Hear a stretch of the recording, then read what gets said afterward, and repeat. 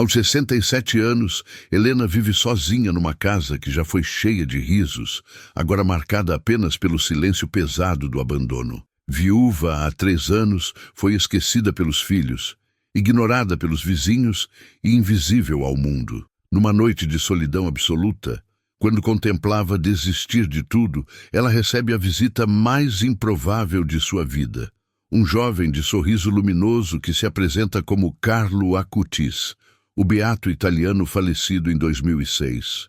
O que acontece naquelas horas transformará não apenas Helena, mas revelará que os milagres mais profundos acontecem exatamente quando perdemos toda a esperança. Antes de começarmos esta história que vai tocar seu coração, peço que você se inscreva no canal para não perder nenhuma narrativa emocionante como esta. E deixe nos comentários de qual cidade ou país você está assistindo. Adoro saber onde estão nossos espectadores. Sua participação é muito importante para nós. A chuva tamborilava nas janelas da pequena casa no subúrbio de São Paulo, com aquela insistência monótona que parecia querer apagar todos os outros sons do mundo. Helena Medeiros estava sentada na mesma poltrona surrada onde passava a maioria de seus dias.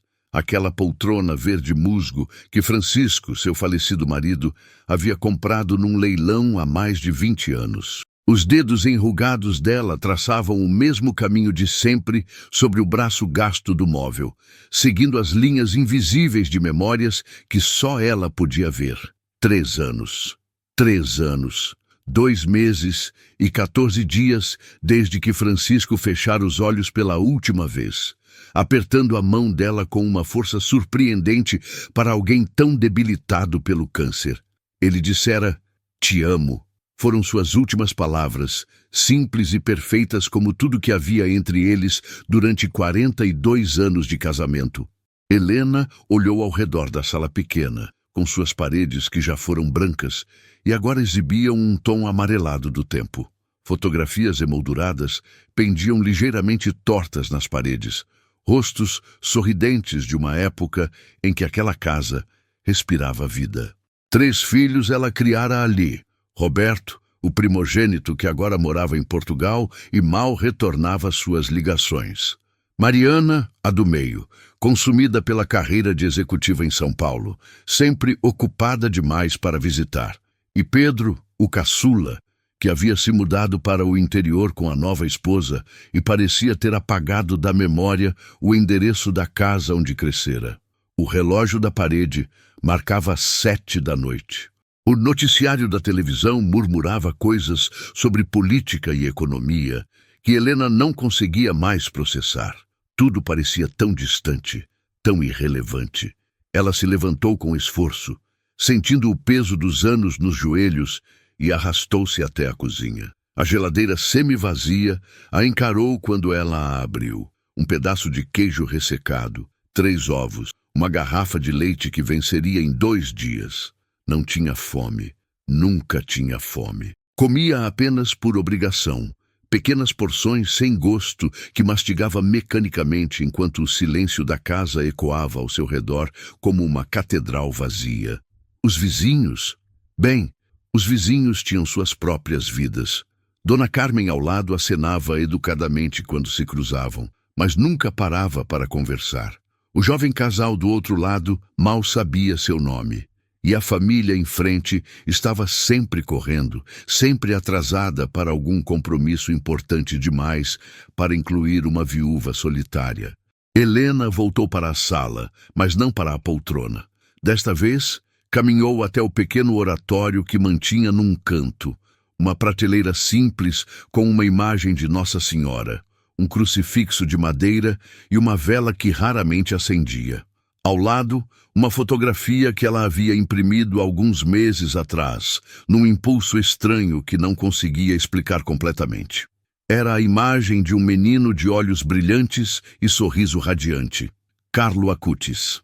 Ela tinha visto uma reportagem sobre ele na televisão, sobre aquele adolescente italiano que morrera de leucemia aos 15 anos e cuja devoção à Eucaristia e habilidade com computadores haviam impressionado o mundo.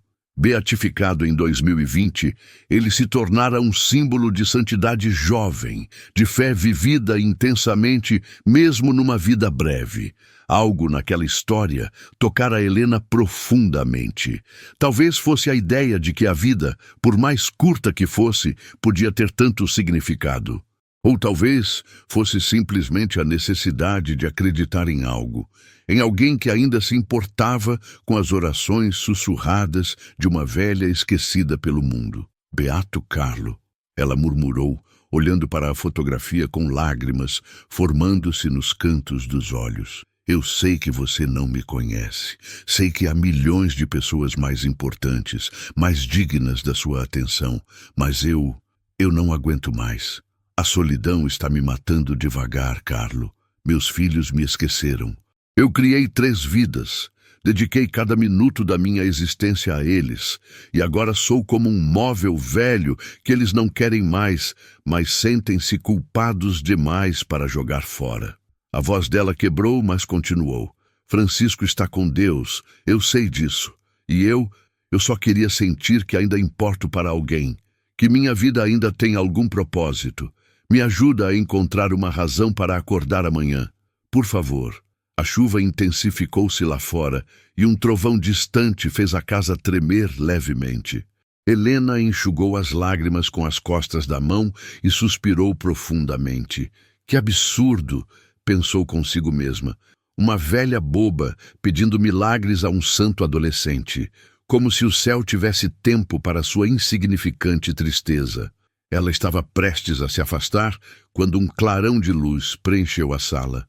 Não foi como o relâmpago de fora, era diferente, mais suave, mais quente, emanando de dentro da própria casa. Helena piscou confusa, seu coração acelerando. A luz parecia vir de todos os lugares e de lugar nenhum ao mesmo tempo, e trazia consigo um perfume inexplicável, uma mistura de flores frescas e pão recém-assado que fez seus joelhos fraquearem. E então ela o viu. Na entrada da sala, como se tivesse simplesmente caminhado através da porta fechada, estava um jovem.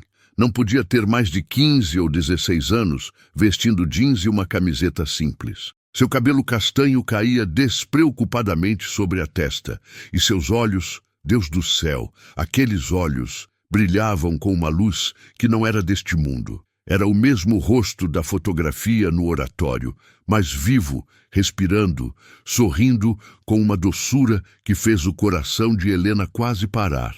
"Olá, Helena", ele disse, e sua voz era como música, como água fresca em dia de verão, como o abraço que ela não recebia há anos. Helena cambaleou para trás, agarrando-se ao encosto do sofá. Você... Isso não é possível." O jovem deu um passo à frente, e Helena notou que seus pés não faziam ruído algum sobre o piso de cerâmica. "Com Deus, tudo é possível", ele disse gentilmente. "Você me chamou, e eu vim." "Carlo." A palavra saiu como um sussurro incrédulo. "Sim." Ele assentiu, e seu sorriso ampliou-se.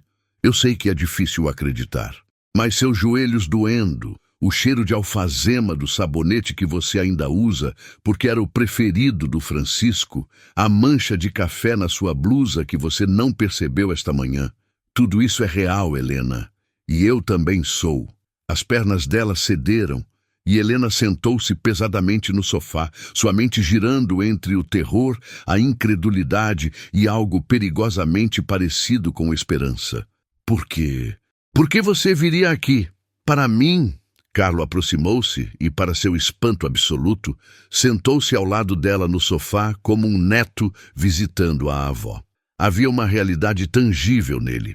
Ela podia ver os detalhes de sua camiseta, o movimento de sua respiração, o brilho de vida em seus olhos. "Porque você importa, Helena", ele disse simplesmente. "Você sempre importou."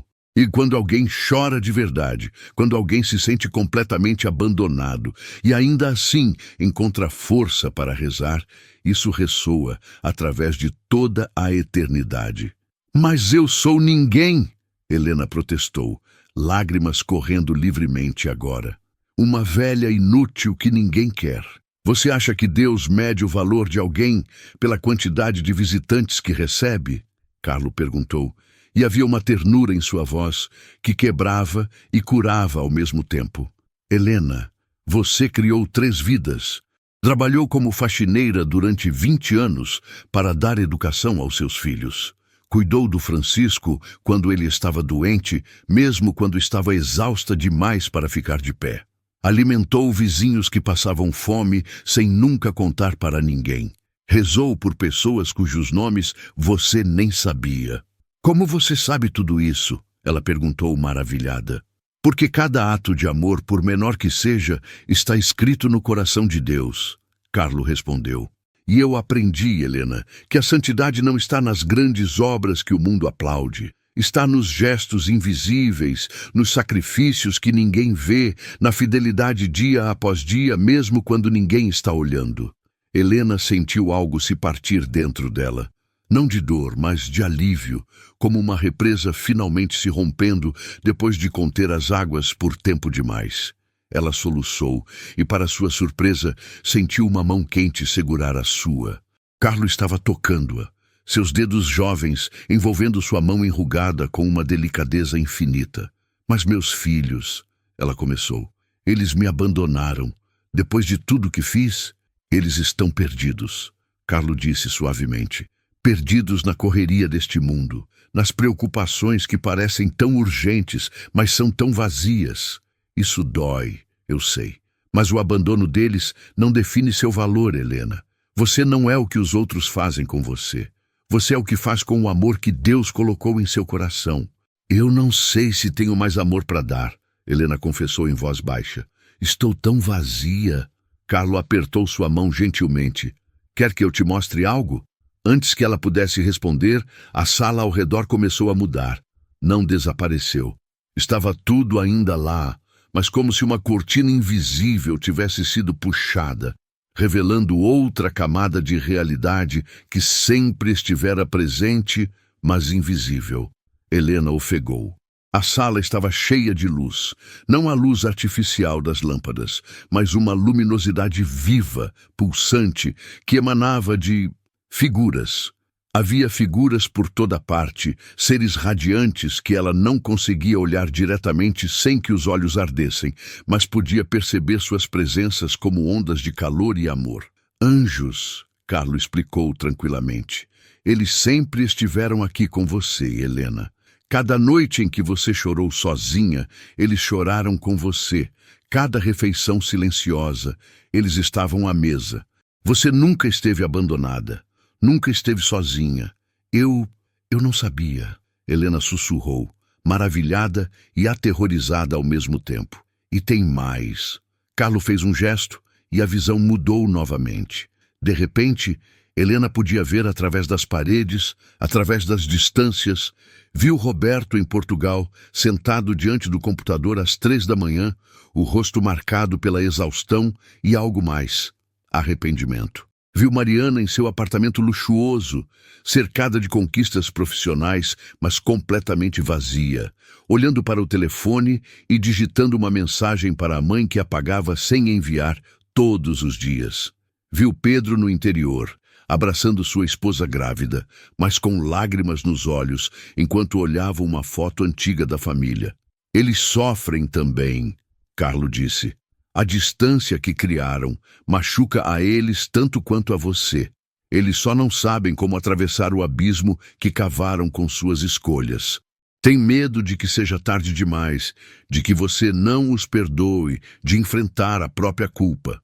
Eu os perdoaria em 1 segundo, Helena murmurou, seu coração apertando. Só queria que eles soubessem. Então diga a eles, Carlo respondeu, mas não com palavras. Palavras eles podem ignorar, podem racionalizar. Mostre a eles através do amor que não desistiu, através da fé que não morreu, mesmo no abandono. A visão desvaneceu-se e eles estavam de volta à sala simples. Carlo ainda segurava sua mão E Helena sentiu uma energia fluindo dele para ela, como se anos de fadiga estivessem sendo lavados. Eu não sei como fazer isso, ela admitiu. Estou velha, cansada. Helena, Carlo interrompeu gentilmente. Quando eu estava morrendo de leucemia, pesava menos de 40 quilos. Mal conseguia ficar de pé.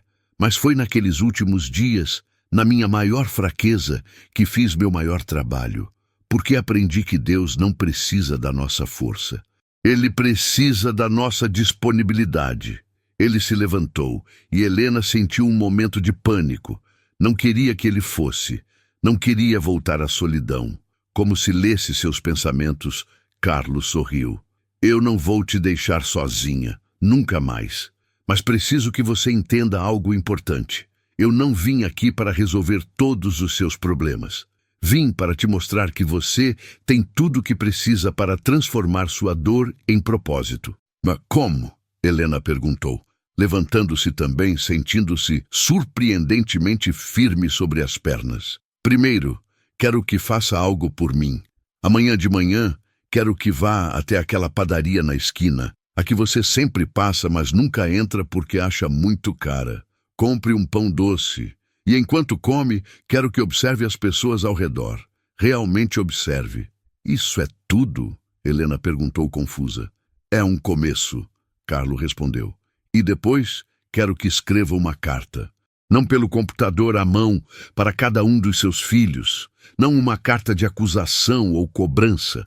Uma carta contando a eles uma história que nunca contou, algo sobre você que eles não sabem. E isso vai trazê-los de volta? Talvez, talvez não. Mas não é sobre isso, Helena. É sobre você lembrar quem é além de mãe, além de viúva, além de todas as etiquetas que o mundo coloca em você. Você é uma filha amada de Deus, com uma história única, com talentos e experiências que só você tem. E ainda há pessoas que precisam de você, mesmo que não sejam as pessoas que você esperava. Carlo caminhou até o oratório e tocou gentilmente a fotografia dele mesmo, e Helena viu um brilho passar pela imagem. Toda vez que você olhar para esta foto, quero que lembre desta noite, não da visão, não dos anjos, mas desta verdade. Você é vista, você é amada, e sua vida ainda tem propósito. Carlo, Helena chamou, sua voz trêmula.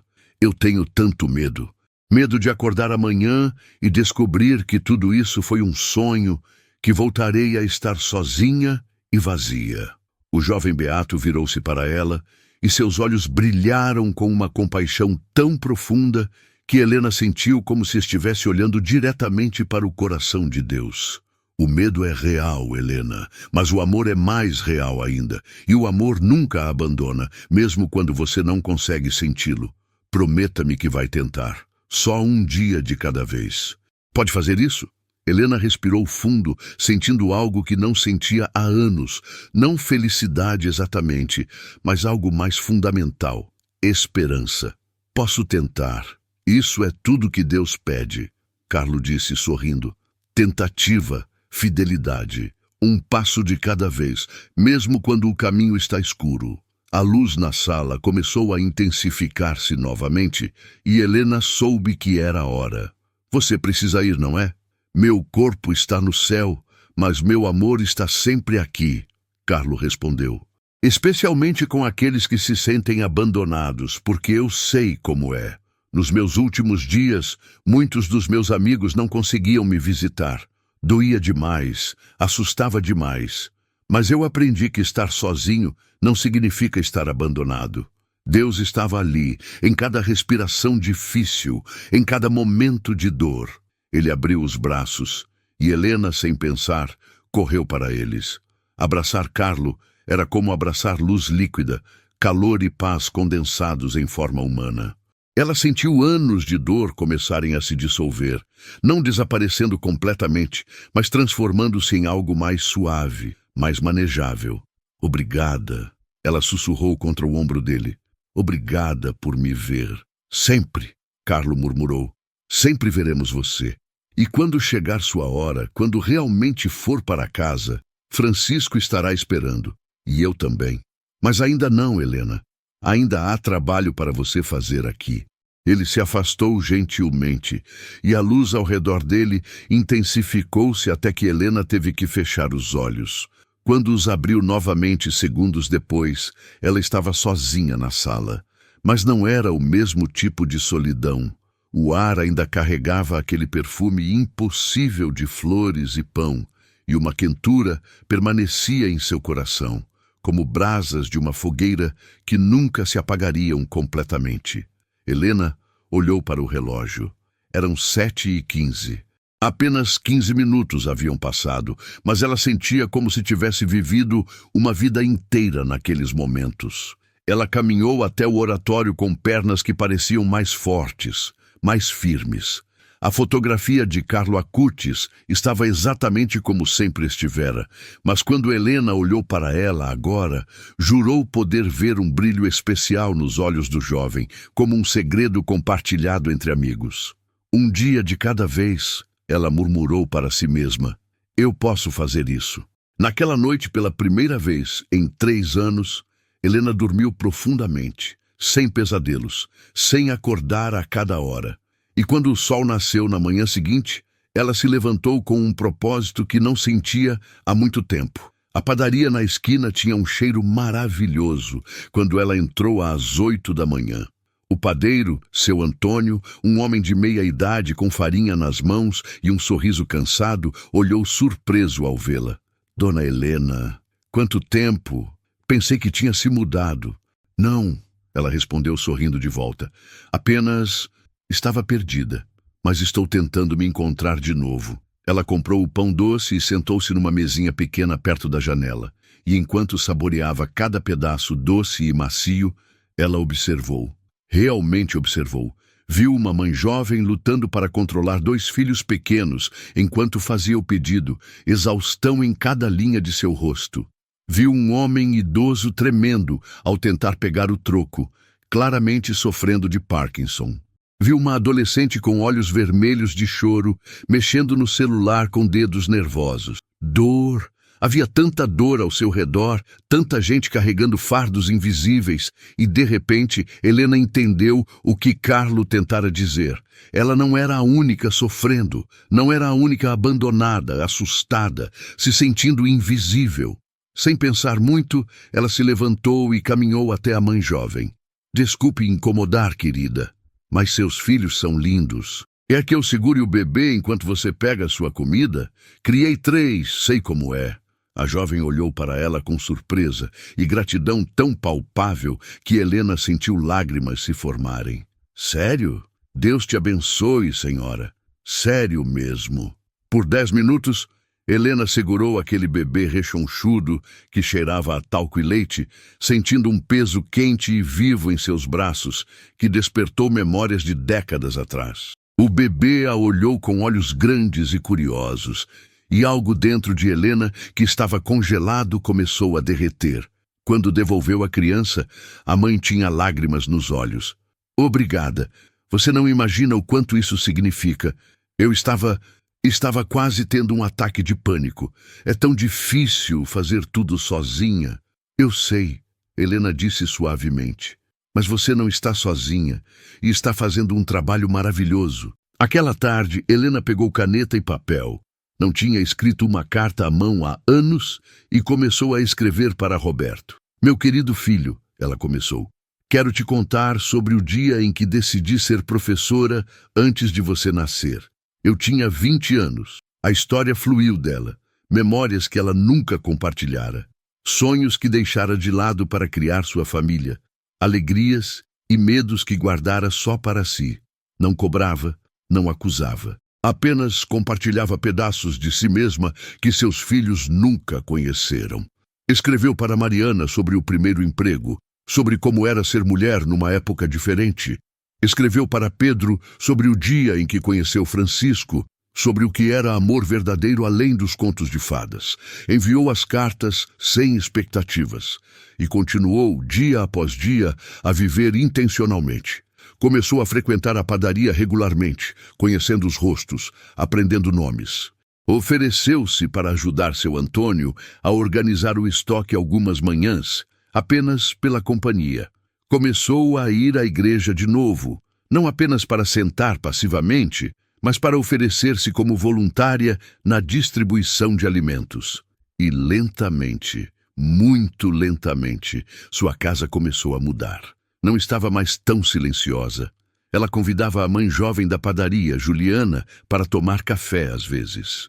Ensinava o homem com Parkinson, seu José, a fazer crochê para fortalecer as mãos, algo que aprendera com sua própria mãe. 2 meses depois da visita de Carlo, o telefone tocou numa terça-feira à noite. Era Roberto. Mãe! Sua voz estava espessa de emoção. Recebi sua carta. Li e reli umas 20 vezes. Eu não sabia. Não sabia de nada disso sobre você. E percebi que passei minha vida inteira pensando em você apenas como mãe, nunca como Helena, uma pessoa com sonhos e histórias próprias. Helena fechou os olhos, lágrimas rolando. Está tudo bem, meu filho. Não, não está, Roberto interrompeu. Mas eu quero consertar. Vou conseguir uma folga no mês que vem. Posso visitá-la? Ficar uma semana? Quero conhecer minha mãe de verdade. Eu adoraria isso, Helena sussurrou. Uma semana depois foi Mariana, então Pedro, cada um respondendo às cartas, cada um começando a atravessar aquela distância que parecia intransponível. Mas algo surpreendente aconteceu. Helena descobriu que mesmo que eles não tivessem respondido, ela estaria bem, porque encontrara propósito além de ser mãe. Encontrara comunidade, encontrara formas de usar sua dor para tocar outras vidas. Na noite antes da visita de Roberto, Helena estava sentada em sua poltrona, que agora dividia espaço com novos móveis que Juliana lhe dera, com brinquedos que as crianças deixavam espalhados quando visitavam, quando sentiu aquele perfume familiar. Não viu Carlo desta vez, mas sentiu sua presença, clara como o sol, quente como um abraço. Obrigada, ela sussurrou para o ar. Obrigada por me mostrar que ainda há vida para viver, ainda há amor para dar. E ela jurou ouvir, bem suave, carregado pelo vento da noite. Você sempre teve esse amor em você, Helena. Só precisava lembrar. Quando Roberto chegou no mês seguinte, ele encontrou uma mãe diferente. Ainda havia tristeza em seus olhos. A perda de Francisco nunca desapareceria completamente. Mas havia algo mais agora. Havia vida, havia luz, havia propósito. E enquanto mãe e filho abraçavam-se no limiar daquela casa pequena, anos de distância começando finalmente a se curar, Helena olhou por sobre o ombro dele para o oratório. A fotografia de Carlo Acutis parecia brilhar à luz da tarde. Aqueles olhos jovens, cheios de alegria e sabedoria além de seus anos. Ela sorriu, porque entendeu finalmente a lição que o jovem santo viera a ensinar, que somos mais fortes nos nossos momentos mais fracos, que o abandono pode ser transformado em renovação e que o amor de Deus encontra formas impossíveis de nos alcançar exatamente quando estamos prontos para desistir. A vida de Helena não se tornou perfeita. Houve dias difíceis ainda, houve noites de solidão, mas nunca mais esteve vazia, porque aprendera a encher os espaços vazios com serviço, com comunidade, com fé vivida ativamente e não apenas sussurrada em orações desesperadas. E toda manhã, antes de começar seu dia, ela olhava para aquela fotografia e lembrava. Ela era vista, era amada e sua vida tinha propósito. Sempre teve. Sempre teria, porque os milagres não mudam nossas circunstâncias, eles mudam nossa visão. E quando você vê com os olhos do céu, até as ruínas mais devastadas podem ser reconstruídas em algo belo. A história de Helena nos ensina que o abandono humano nunca é o fim da história. Quando ela estava no seu ponto mais baixo, pronta para desistir, o céu respondeu de uma forma que ela jamais imaginaria. A visita de Carlo Acutis não foi apenas um evento sobrenatural, foi um despertar. Um lembrete de que cada vida, não importa quão esquecida pareça pelo mundo, tem valor infinito aos olhos de Deus.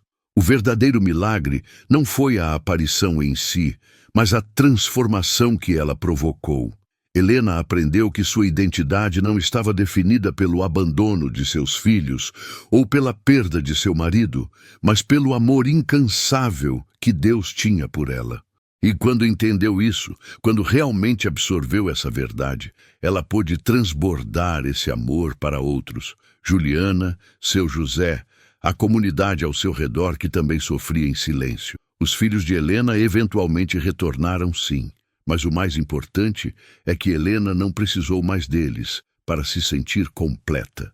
Ela encontrou plenitude no propósito, no serviço, na fé vivida dia após dia, com pequenos atos de amor que ninguém aplaudia, mas que o céu registrava com cuidado. Se você está passando por um momento de abandono, de solidão profunda, de invisibilidade, saiba que você também é visto.